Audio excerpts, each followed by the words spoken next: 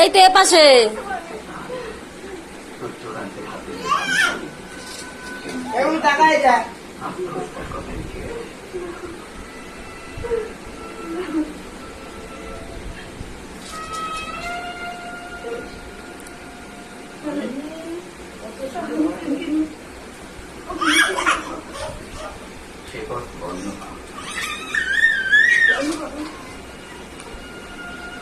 সূর্যকান্ত তার সব সম্পত্তি দানপত্র করে গদাধরকে দিয়ে গেছে।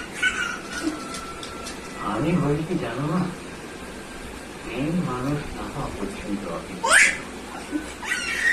তারপর নারায়ণ যদি দিন দেন, তাহলে প্রেমই গদাধরের সঙ্গে একদিন। এই তো